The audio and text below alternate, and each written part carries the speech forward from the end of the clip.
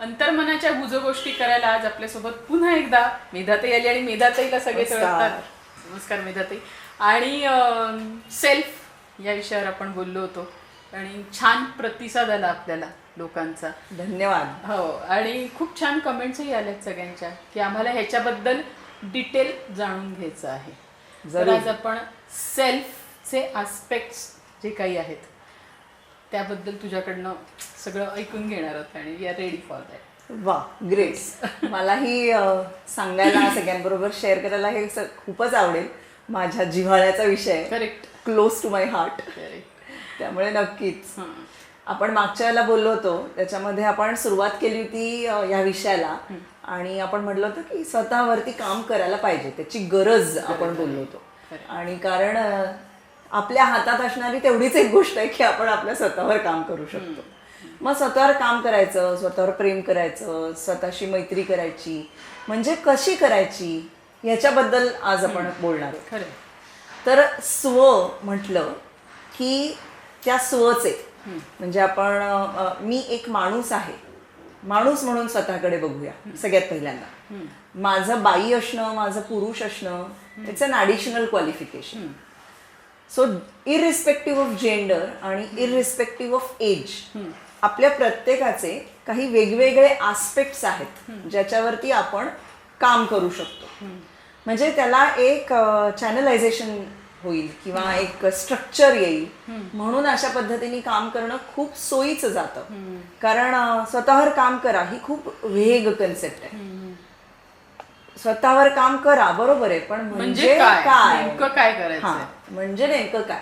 आणि दुसरंही मला एक असं विचारायचं आहे की जसं तू मागच्या वेळेस म्हणाली होतीस की ती सुरुवात करावी लागते, बरोबर. तर ते पहिलं सुरुवातीचे काय हे असतात मुद्दे, तुझं म्हणणं? म्हणजे सुरुवात करायला लागते ती मला असं वाटतं की आपल्या या शरीरापासून सुरुवात करावी. कारण मनुष्य योनीमध्ये आपण येतो, मनुष्य म्हणून जन्माला आलेलो आहोत, म्हणून आपल्याला हे शरीर मिळालेलं आहे. आणि हे शरीर मिळालंय म्हणून आपल्या आशा, आकांक्षा, स्वप्न हे आपण उतरवू शकतो प्रत्यक्षात. मग हे जे शरीर आहे दॅट इज फिजिकल सेल्फ. तो पहिला मुद्दा स्वतःवरती काम करायला सुरुवात करण्याचा. म्हणजे कसं होतं की आपण ना आपलं फिजिक खूप जास्त गृहीत धरतो, आपलं शरीर गृहीत धरतो. म्हणजे अगदी साधं उदाहरण बघा, श्वास घेतो, श्वास सोडतो, तो श्वासही आपण किती गृहीत धरलाय. आपल्याला माहिती नाही आहे आपण पुढचा श्वास घेऊ शकणार आहोत की नाही.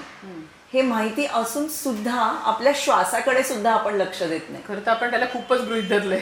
एक्झॅक्टली, नकळत घेत असतो, नकळत घेतो, नकळत सोडतो. पण त्या योग्य पद्धतीने श्वास घेण्यामुळे शरीराच्या आतमध्ये आपल्याला प्रत्येक सेल पर्यंत जो ऑक्सिजन पुरवठा होतो आणि त्याच्यामुळेच अनेक रोग शरीरात निर्माण होण्यापूर्वीच एलिमिनेट होऊ शकतात. म्हणून आपल्या श्वासावर लक्ष केंद्रित करून योग्य पद्धतीने श्वास घेणे हे सुद्धा खूप महत्वाचं आहे, जे आपण अजिबातच लक्ष देत नाही. खरंय. मग योग्य पद्धत कुठली श्वास घेण्याची, तर most natural way of breathing, ज्याला सहज प्राणायाम असं म्हणतात, ती आपण जन्माला आल्यापासनं घेतच असतो. पण ओव्हर द पिरियड जसे जसे मोठे होत जातो तसं तसं तो श्वास गृहीत धरताना आपण ते लक्षच देत नाही की आपण कसा श्वास घेतो. पोटातनं श्वास घेणं, पूर्ण श्वास घेऊन पूर्ण श्वास सोडणं, हे खूप महत्वाचं आहे. वरचेवर श्वास घेतला जातो, साहजिक आहे ऑक्सिजनचा पुरवठा सुद्धा पुरेसा होत नाही. त्यामुळे योग्य पद्धतीने तो श्वास घेणं, आता हे प्रत्येक क्षणी शक्य नाही होऊ शकत ना. हे शक्य होत नाही असं म्हणणं हाच एक मोठा अडथळा आहे. अच्छा. मी खूप प्रेक्षकांचा प्रश्न विचारलाय तुला की दर क्षणी असा श्वास घेणं आणि श्वास सोडणं. सुरुवात करताना प्रत्येक श्वासाकडे लक्ष द्यावं, पण ती सवय होऊन जाते. जेव्हा तुम्ही योग्य पद्धतीने श्वास घेण्याची स्वतःला सवय लावता त्यावेळेला मग आपल्याला श्वास आपण कसा घेतो हे बघण्याची गरज भासत नाही. म्हणून सुरुवात करताना श्वासापासून. प्राण आहे, तो प्राण आहे म्हणून आपण आहोत.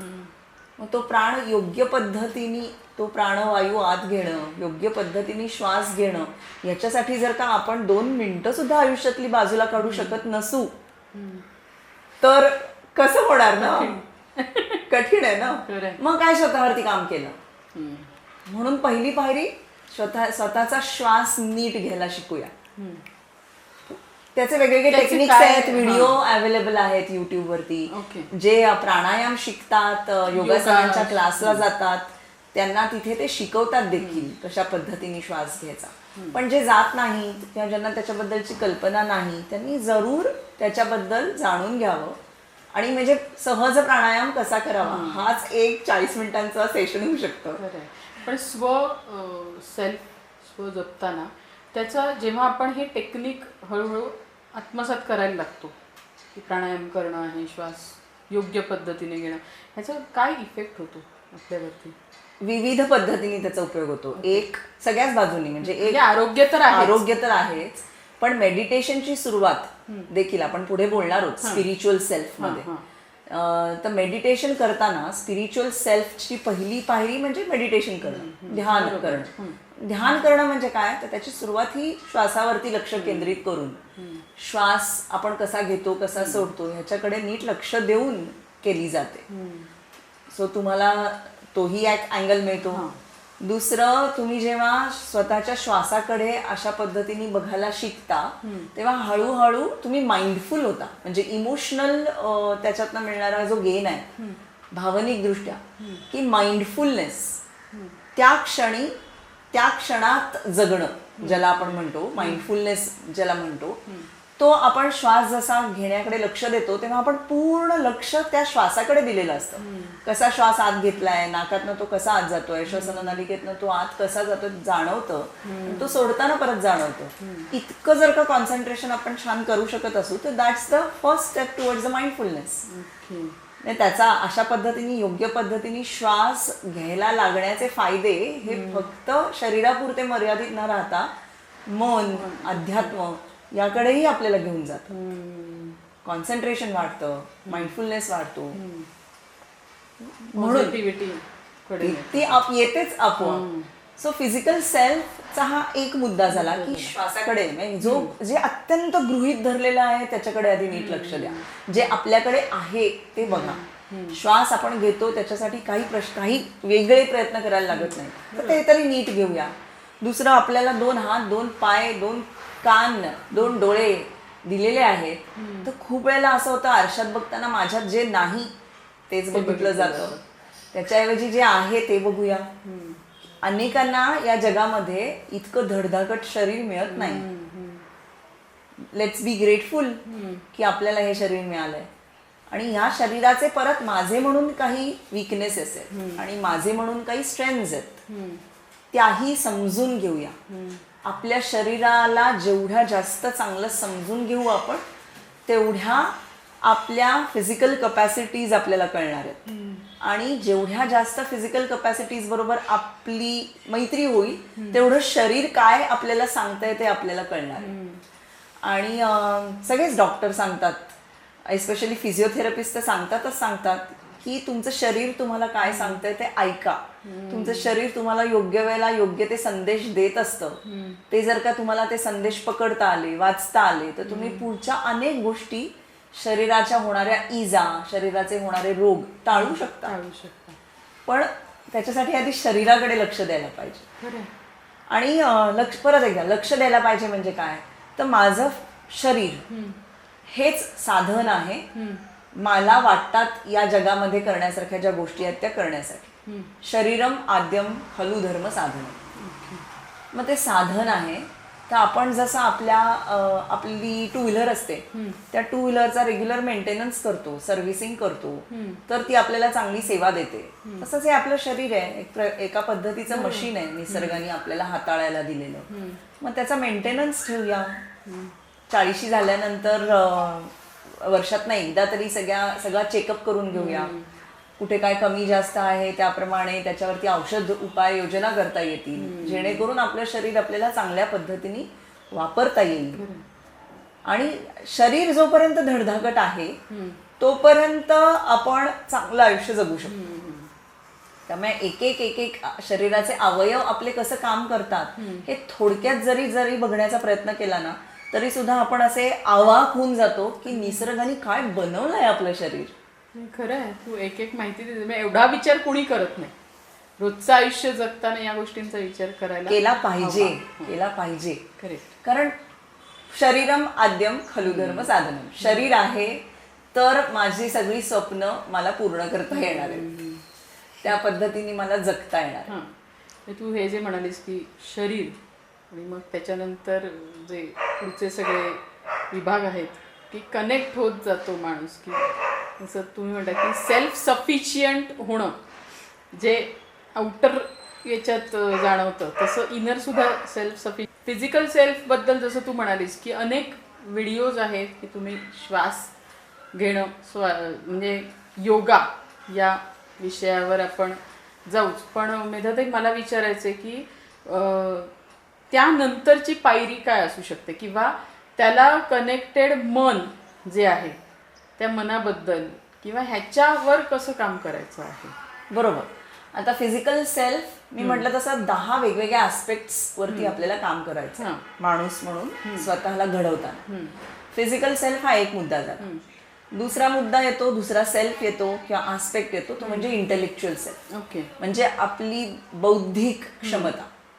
त्या बौद्धिक क्षमतेकडे सुद्धा आपण जरा त्रयस्थपणे बघितलं तर आपली बौद्धिक क्षमता काय आहे हा प्रश्न आधी स्वतःला विचारूया. There are 7 types of intelligences. परत मी आता त्याच्या डिटेलमध्ये जाणार नाही, गुगल केलं तर ते सगळे अवेलेबल आहे. टाईप 7 इंटेलिजन्सेस की ते जे सगळे 7 इंटेलिजन्सेस दिसतील ते इंटेलिजन्सेस थोड्याफार फरकाने आपल्या सगळ्यांमध्ये असतात. पण त्यातला एक इंटेलिजन्स हा मेजर असतो आणि उरलेले त्याला थोडेसे पूरक असतात किंवा कमी असतात. म्हणजे फॉर एक्झाम्पल सचिन तेंडुलकर, आपण ज्याला क्रिकेटचा देव मानतो, त्याच्याकडे जो इंटेलिजन्स आहे, जे टॅलेंट आहे ते त्याचं इनबॉर्न टॅलेंट आहे आणि त्याच्यावरती त्यांनी अजून काम करून त्याला फिनेस आणलाय. पण सचिन तेंडुलकर जेव्हा शाळेमध्ये होता 10वी 12वीत असताना अभ्यास करणं, एका ठिकाणी बसून अभ्यास करणं, परीक्षा देणं, ह्याच्यामध्ये आपण जे एक फ्रेमवर्क म्हणणं इंटेलिजन्स बघतो, बुद्धिमत्ता बघतो, तशी स्टिरियोटाईप बुद्धिमत्ता सचिन तेंडुलकरकडे होती का? नव्हती. पण त्याची क्रिकेटमधली, खेळामधली ही जी बुद्धिमत्ता होती ती अत्यंत तेज आणि आउट ऑफ द वर्ल्ड होती, एक्स्ट्राऑर्डिनरी होती. त्यांनी स्वतःनी, त्याच्या आई वडिलांनी, त्याच्या आजूबाजूच्यांनी, त्याच्या कोच सरांनी ती सगळी ती ओळखली आणि त्याला पैलू पाडली. असे प्रत्येकाची इंटेलिजन्स वेगळा आहे. कोणाचा तो मार्कांमधनं रिफ्लेक्ट होतो, कोणाचा तो मार्कांमध्ये रिफ्लेक्ट होत नाही. पण म्हणून त्याच्याकडे इंटेलिजन्स नाही का? तर असं नाही आहे. म्हणजे माझंच उदाहरण घे, मी हुशार होते जेव्हा आपण शाळेत होतो तेव्हा ते टक्के बिक्के होते तर 80% आसपास मार्क असायचे मला. पण 80%च होते मी, काही 90% 95% वर्गात पहिली येणारी अशी नव्हते. पण मला माहिती होतं की माझी भाषा चांगली आहे, लिंग्विस्टिक इंटेलिजन्स माझा चांगला आहे. मी जेव्हा पुढे भाषा शिकायला लागले, फ्रेंच शिकायला लागले, तेव्हा माझा तो कॉन्फिडन्स अजून वाढला आणि मी आज चांगल्या पद्धतीने भाषा वापरू शकते, मी भाषा शिकवते. पण हे जर का त्यावेळेला माझ्या आई वडिलांनी सांगितलं असतं की 80% म्हणजे ऍव्हरेज आहे, असं जर का मला कॉन्फिडन्स दिला म्हणजे कमी केला असता माझा कॉन्फिडन्स, तर मला ही वाट मिळालीच नसती. मग मला असं मी स्वतःला कमीच लेखत गेले असते. म्हणून आई वडिलांनी देखील हा मुद्दामून प्रयत्न केला पाहिजे की आपल्या मुलामधला कुठला इंटेलिजन्स हा मेजर आहे आणि असं आपल्या प्रत्येकामध्ये असतो. बरोबर आहे. सो तुमचा इंटेलिजन्स ओळखा कशामध्ये आहे आणि त्या पद्धतीने तुमचा जो ज्याच्यामध्ये तुमचा फोर्टे आहे त्या इंटेलिजन्स वरती काम करा आणि बाकीचे जे थोडेसे कमी इंटेलिजन्स आहेत त्याच्यावरती थोडं कमी काम केलं तरी चालू शकतं. मला आता थोडं वेगळं विचारते तुला की लहान मुलांबद्दल हे आपण म्हणतोय किंवा आई वडिलांना सांगताना की कल ओळखायचा हा प्रकार त्यातला आहे. आपल्या वयाच्या बायकांना काय सांगशील तू? हे बघ, कारण काय वय हे कधीच रेस्ट्रिक्शन नसतं. तुला एक उदाहरण देते. मी शिकवते फ्रेंच, तुला माहिती आहे. तर माझ्या वर्गात ना एक 10 वर्षापूर्वी 40च्या दोघी बायका फ्रेंच शिकायला आल्या होत्या. हा, होममेकर होत्या त्या त्यावेळेला. आणि त्यांची मुलं साधारणपणे 7वी-8वीत गेली होती आणि आता थोडा वेळ मिळायला लागला होता. मग काहीतरी वेगळं शिकायचं, मग काय शिकायचं म्हणून फ्रेंच भाषा शिकायला आल्या होत्या माझ्या इन्स्टिट्यूटमध्ये. माझ्या वर्गातच होत्या. त्यांना भाषा शिकायला लागल्यावर त्यातली गोडी त्यांची वाढली. त्यांना कळायला लागलं की अरे आपल्याला हे जमतंय, कॉन्फिडन्स आला. हा, जोपर्यंत त्यांना त्यांच्या 2च भाषा येत होत्या, एक मराठी एक इंग्लिश, आणि हिंदी आपली राष्ट्रभाषा आहे, सगळीकडे वापरली जाते म्हणून. पण अशी भाषेवरची कमांड आहे असं काही त्यांना कॉन्फिडन्स नव्हता. पण जसं फ्रेंच शिकायला लागल्या, चांगलं जमायला लागलं, बोलायला लागल्या क्लासमध्ये, परीक्षामध्ये चांगले मार्क मिळायला लागले, तसं तसं त्यांचा कॉन्फिडन्स वाढला. आणि त्या पुढची लेवल करत करत 3 वर्षामध्ये ज्या इंटरनॅशनल लेवल्स असतात, B2 ही बऱ्यापैकी वरची लेवल असते, ती पास करून त्यांनी MA केलं. MA फ्रेंच केलं वयाच्या 45व्या वर्षी. त्याच्यानंतर आता त्याच्या पुढची हाईट आहे, त्या दोघी जणी माझ्या कलिग म्हणून माझ्या टीम मध्ये काम करतात. वाह, क्या बात आहे. So age is no limit. तुम्ही तुमच्या स्वतःवर काम करायचं ठरवलंय म्हटल्यावर वयाच्या कुठल्याही टप्प्यावरती तुम्ही ते सुरू करू शकता. So same with the intelligence. आणि सेम गृहिणींसाठी असेल की मनावर सेल्फ आणि करेक्ट. सो हा तिसरा आस्पेक्ट, हो, की सायकोलॉजिकल सेल्फ किंवा इमोशनल सेल्फ, की आपली मानसिकता काय आहे, कशी आहे, आपण कसे घडलोय, आपल्याला पूर्वाश्रमीचे आपले अनुभव काय आहेत, त्यानुसार आपण घडत जातो. आपला एक स्वभाव असतोच, पण आलेल्या अनेक अनुभवांमुळे सुद्धा आपली मतं बनतात. मतांमधनं हळूहळू त्या सवयी बनतात आणि मग तो आपला स्वभाव बनत जातो. अशा वेळेला ज्या स्वभावातल्या गोष्टी आपल्याला स्वतःला त्रास देत आहेत त्याच्यावरती आपल्याला काम करायचंय, करता येतं. उदाहरण सांग ना एखादं. म्हणजे साधारणपणे असं लक्षात घे की असं वाटत असतं अनेक बायकांना की मी खूप पटकन चिडते आणि त्याचा मला त्रास होतो, किंवा मी खूप धावून काम करते, मदत करते, पण त्याच्या बदल्यात माझ्या वाट्याला काहीच येत नाही, किंवा मी सगळ्यांसाठी सगळं करते पण त्याची कोणाला काही किंमत नाही. असं खूप वेळेला खूप जणींना वाटत असतं आणि विच इज प्रेटी नॅचरल. पण ह्याच्यावरती मग ह्याच्यातनं काय होत आहे, आपल्याला दुःख होत आहे. मग आपलं दुःख कमी करणं, आपले त्रास कमी करणं हे आपल्या हातात आहे. मग ते कसे करायचे? मग जर का आपला स्वभाव की दुसऱ्यांमध्ये खूप जास्त इन्व्हॉल्व्ह होणं आणि अपेक्षा करणं हा स्वभाव जर का मला जास्त त्रास देतोय, तर मी त्याच्यावर मीच काम करायला पाहिजे. की मला करावं असं वाटतंय ना दुसऱ्यांसाठी, मी करणार, मी मोकळी होणार. त्याच्या पुढे जाऊन त्यांनी कसं त्याच्यावरती रिस्पॉन्स करावं, त्याच्या बदल्यात त्यांनी माझ्याशी कसं वागावं ह्याच्यावर माझा कंट्रोल नाही. मला मनापासून करावं असं वाटलं, मी केलं. हे स्वतःला सतत पटवून देणं, ही विचारसरणी अंगीकारण्यासाठी स्वतःला पुश करत राहणं, this is working on our psychological self. स्वतःचे विचार काय आहेत याच्याकडे थर्ड पर्सन म्हणून बघायला सुरुवात करणं आणि त्या विचारांना चॅनलाइज करणं, हे आपल्याला करता येतं. हे आपल्या हातात आहे, कारण आपले विचार, आपल्या भावना आणि आपली कृती हे आपल्या हातात आहे. ओके. मी ह्याच्यात आणखीन खोलवर आता आपण जातोय सगळ्या गोष्टींकडे. पुढचे टप्पे काय आहेत याच्यातले? पुढचे वाढली माझी, कारण गृहिणी बायका हा अतिशय जवळचा विषय आहे. जे तू डे टू डे हँडल करतेस अनेक लोकांना. येस. आणि परत एकदा मी म्हणते, irrespective of age and gender. Correct. तिथे फक्त गृहिणी, फक्त बायका असं नाहीये. वेगवेगळ्या वयोगटातले स्त्री पुरुष या सगळ्यांच्या इथून तिथून कुठून तरी साधारणपणे समोर येणाऱ्या ह्याच समस्या आहेत की हँडल कसं करायचं, स्वतःच्या भावना हँडल कशा करायच्या, दुसऱ्यांच्या भावना कशा हँडल करायच्या. सो त्याच्यासाठी परत माझ्या स्वतःच्या भावना मी आधी नीट समजून घेतल्या पाहिजेत आणि तो बॅलन्स साधण्याचा प्रयत्न केला पाहिजे. की आनंद होतोय, पण आनंद सुद्धा इतका आनंद की म्हणजे तुम्हाला हँडलच करता येत नाहीये, हेही बरोबर नाही. आणि कितीही छान आयुष्यात गोष्टी घडल्या तरी आनंदच होत नाही. सो ह्याच्यामध्ये कुठेतरी आपण बॅलन्स करणं गरजेचं आहे आणि ते बॅलन्स जमू शकतो जेव्हा आपण आपल्या भावनांवरती विचार करायला लागतो, आपल्या भावना बघायला लागतो, आपल्या भावना समजून घ्यायला लागतो, तेव्हाच ते जमेल. मगाशी तू म्हणलीस तसं आपण आपला श्वास एवढा नीट लक्ष देऊन बघत नाही, तसंच आपण आपल्या काय भावना आहेत हे सुद्धा नीट लक्ष देऊन बघत नाही. जर असं थांबून नक्की आपल्याकडे स्वतःकडे आतमध्ये डोकावून पाहिलं आणि स्वतःला प्रश्न विचारला की मला आता नक्की काय वाटतंय आणि त्याचं उत्तर शोधायचा प्रयत्न केला तर स्वतःच्या भावना समजून घ्यायला नक्की मदत होते. नाही खरं आहे ग. थोडस आपण म्हणतो ना थांबून विचार करून थोडस थांबण्याची गरज असते त्या क्षणी. तेवढं थांबता आलं ना तरी सुद्धा बरीच मजल मारली आपण. खरंय.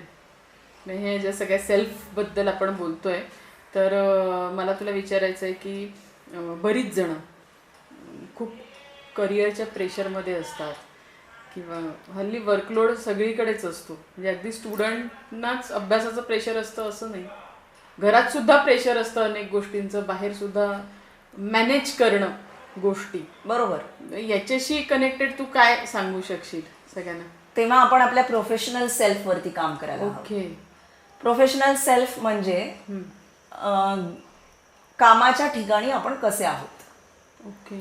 कामाच्या ठिकाणी काम करताना आपली मूल्य काय आहेत, कामाच्या ठिकाणी काम करताना आपली पद्धत काय आहे काम करण्याची हे पण स्वतः जाणून घ्यायला हवं. माझी काय पद्धत आहे, मी कसं काम करते, छोट्या मी कमिटमेंट पाळते का, माझ्यासाठी जी मी स्वतःसाठी ठरवून घेतलेलं जे काम आहे या दिवसामध्ये करायचं ते मी व्यवस्थित पूर्ण करते का, माझे 100% देऊन पूर्ण करते का.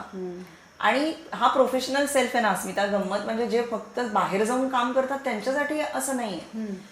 ज्या गृहिणी आहेत त्यांनी सुद्धा हा त्यांचा प्रोफेशनल सेल्फ नीट लक्ष देऊन डेव्हलप केला पाहिजे. अशासाठी की गृहिणी ही 24 तासांची काय म्हणता येईल 24 तासांचं काम आहे, काम करणारीच व्यक्ती आहे. करेक्ट. 24 तासांचं काम आहे. मग ते काम आहे ना, मग त्या कामाकडे बघताना तुम्ही बाहेर जाऊन एखादं काम करता, एखादी रिस्पॉन्सिबिलिटी घेता, तेव्हा जसं बघता तसंच बघितलं पाहिजे.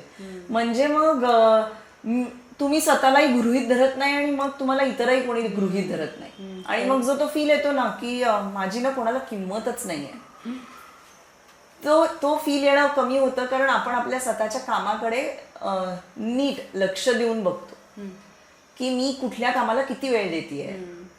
ज्या कामाला खरं म्हणजे अर्धाच तास देण्याची गरज आहे तिथे मी माझे 4-4 तास घालवते का. मग त्यातनंच कुठेतरी आपण टाइम मॅनेजमेंट शिकतो, पंक्च्युअलिटी शिकतो, कमिटमेंट शिकतो. मी आज 4 वाजता हे काम करायचं ठरवलेलं आहे किंवा मी आज 4 वाजता माझ्या एका मैत्रिणीला भेटायचं ठरवलेलं आहे. पण आधीचीच कामं इतकी रेंगाळत राहिली की मग 3:30-4:45 मला तिला मेसेज करून कळवायला लागतं की नाही गो मला आज नाही जमणार. मग ही कमिटमेंट ही एक प्रकारची कमिटमेंटच आहे ना, मग ती पाळली का. हे जर कामाच्या ठिकाणी आपण असतो तर असं करता आलं असतं का, नसतं करता आलं. मग आपल्या आयुष्यामधल्या अनेक गोष्टी ह्या त्या प्रोफेशनल सेल्फच्या चष्म्यातनं बघितल्या तर अनेक गोष्टी आपण छान मॅनेज करू शकतो आणि वेळही मिळू शकतो स्वतःसाठी. एक्झॅक्टली. स्वतःसाठी वेळ मिळवता येतो आणि पर्सनल लाईफ आणि प्रोफेशनल लाईफ हा जो वर्क लाईफ बॅलन्स आहे तोही साधायला मदत होते जेव्हा तुम्ही तुमच्या प्रोफेशनल सेल्फ कडे बघता. कारण तू मगाशी म्हणलीस तसं डेडलाईन्स असतात, कामाची प्रेशर्स असतात आणि मग कळत नाही कुठे थांबायचं, कुठे नाही म्हणायचं. मग दिवस रात्र एक करून वीकेंड्सना सुद्धा जेव्हा खरं म्हणजे आपण आपल्या फॅमिली बरोबर आपल्या कुटुंबाबरोबर वेळ घालवणं अपेक्षित आहे तेव्हाही कामाचा भरपूर असा मोठा डोंगर साचलेला असतो. आणि मग दिवसाच्या शेवटी असं वाटतं अरे ना मी माझ्या घरच्यांना वेळ देऊ शकले, ना मी मला स्वतःला वेळ देऊ शकले, ना मी माझ्या हाती जे काम घेतलं होतं त्याला पूर्ण वेळ देऊ शकले. म्हणजे काहीच हाती लागत नाही. त्यातनं नैराश्य येतं, कुठे नैराश्य येतं, साचत जातं. करेक्ट. म्हणूनच त्या आपल्या प्रोफेशनल सेल्फ कडे सुद्धा ऑब्जेक्टिव्हली बघून त्याच्या काही लिमिट्स घालून घेतल्या पाहिजे की ह्या काही कामं मी ह्याच वेळेत करणार आहे.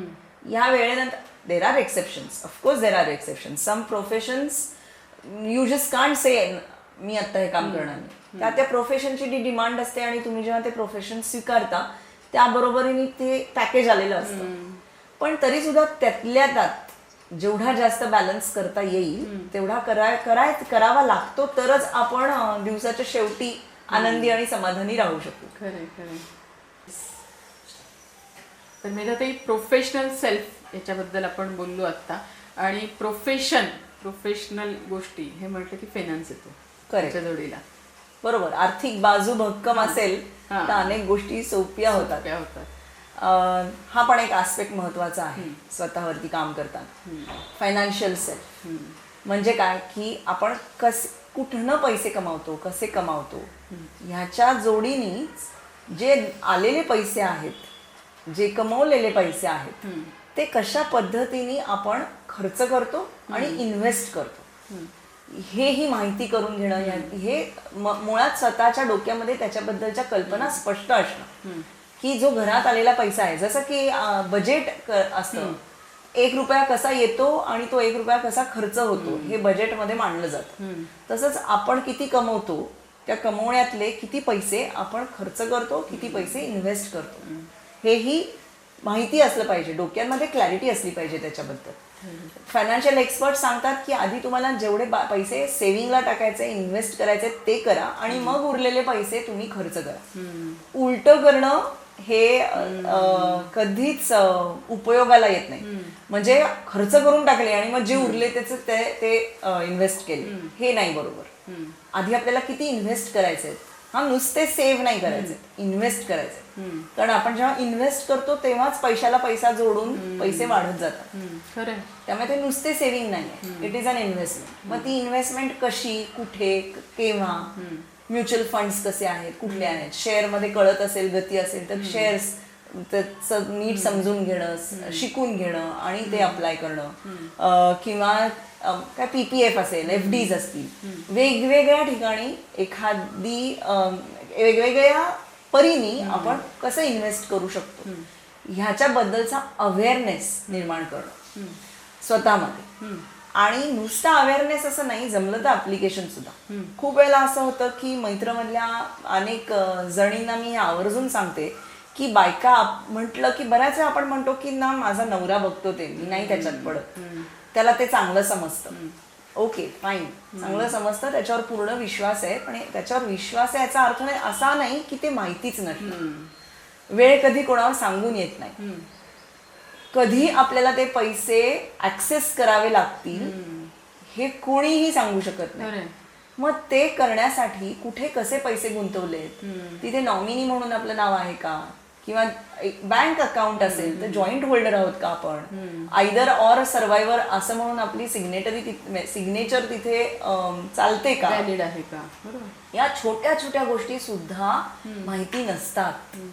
आणि मग वेळ अशी आली की काय करू आणि काय नको, काय सांभाळू आणि काय करू, अशा प्रसंगामध्ये अनेक गोष्टींना मग झेपत नाही. अशा वेळेला तुमचं जेव्हा फायनान्शियल आर्थिक बाजू तुम्हाला चांगल्या पद्धतीने माहिती असते त्यावेळेला तुम्ही एखादा प्रसंग कॉन्फिडेंटली हँडल करू शकता. आणि हॉस्पिटलायझेशन असू दे, कुणाचा आजारपण असू दे, कोणी अचानक अकस्मात मृत्यू असू दे, ह्या सगळ्या वेळेला हाताशी पैसा असणं ही काळाची गरज आहे. आणि तो हाताशी पैसा असला की अनेक गोष्टी सोयी अवेलेबल होतात.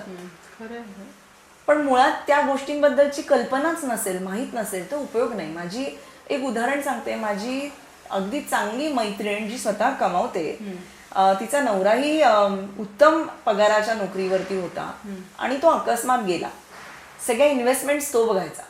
ही जरी कमवत असली तरी हिला काही त्याच्याबद्दल फारशी माहिती नव्हती. तिने माहिती करून घेण्याचा कधी प्रयत्नही केला नाही. आणि त्याच्या अकस्मात मृत्यूनंतर स्वतःला सांभाळायचं, मुलाला सांभाळायचं, घर सांभाळायचं, नोकरी सांभाळायची, आर्थिक जबाबदाऱ्या वेगवेगळ्या अचानक अंगावर आल्या त्या सांभाळायच्या, का नक्की काय करायचं, इतक्या त्या कठीण प्रसंगातनं ती जात होती. हे जर का तिला माहिती असतं की कुठे कुठे काय काय इन्व्हेस्टमेंट्स आहेत तर कदाचित ते सुकर झालं असतं. प्रसंग अवघडच होता, पण ही बाजू जर का माहिती असती, आर्थिक बाजू कशी आहे हे माहिती असतं तर गोष्टी जरा व्हिज्युअलाइज करायला लागल्या की किती स्ट्रेस येत असेल त्या गोष्टी. हो, त्यामुळे तुम्हाला त्याच्यात इंटरेस्ट नाहीये, मान्य आहे. अप्लाय करायचं नाहीये, मान्य आहे. ज्याच्यावर जो करतोय तुमच्या बरोबरीने किंवा तुमच्यासाठी त्याच्यावर विश्वास आहे, मान्य आहे. पण माहिती करून घ्या. खरंय. आणि परत irrespective of age and gender, जेव्हापासून कमवायला लागता त्या कमवण्याच्या पहिल्या सॅलरीपासनं इन्व्हेस्टमेंट करायला सुरुवात झाली पाहिजे. SIP केली पाहिजे. घरातल्यांनी आपल्या मुलांना त्याच्याबद्दल अवेअर केलं पाहिजे. सांगितलं पाहिजे. जेवढ्या लवकर इन्व्हेस्टमेंटला सुरू करू तेवढे त्याचे फायदे जास्ती मिळणार आहेत. सो हा फायनान्शियल सेल्फ अत्यंत महत्वाचा आहे. जेव्हा आपण स्वतःला प्रत्यक्ष जगामध्ये उभं करू इच्छितो, आपल्याला स्वतःला घडवू इच्छितो. खरंय ग. म्हणजे मी विचार करायला लागले, मी रमले ऍक्च्युली याच्यात, की असे किती लोक असतील ज्यांना या गोष्टीचं अजिबात नॉलेजच नाहीये. आणि आता तू मैत्रचा उल्लेख केलास आपल्या संस्थेचा, की जिथे असे अनेक स्त्री पुरुष येऊन व्यक्त होतात, व्यक्तही होतात. आणि ज्यांना कोणाला स्वतःवरती काम करायचं हा. आहे, स्वतःला माणूस म्हणून घडवायचं आहे, असे कोणीही मैत्रमध्ये येऊ शकतात आणि येतात. तर मैत्रबद्दल सुद्धा आपण सगळ्यांची गप्पा मारणार होतो एक दिवस. पण तत्पूर्वी आता ह्या विषयावर आपल्याला अजून 5 वेगळ्या मुद्द्यांवरती सुद्धा चर्चा करायची. ते 5 आस्पेक्ट सुद्धा तेवढेच महत्वाचे आहेत जे आपण आतापर्यंत बोललोय. खरंय. तर भेटूया पुढच्या भागात आणि अशाच अंतर्मनातल्या गुज गोष्टी करूया सेल्फ, स्वतःबद्दलच्या. नक्कीच. नमस्कार.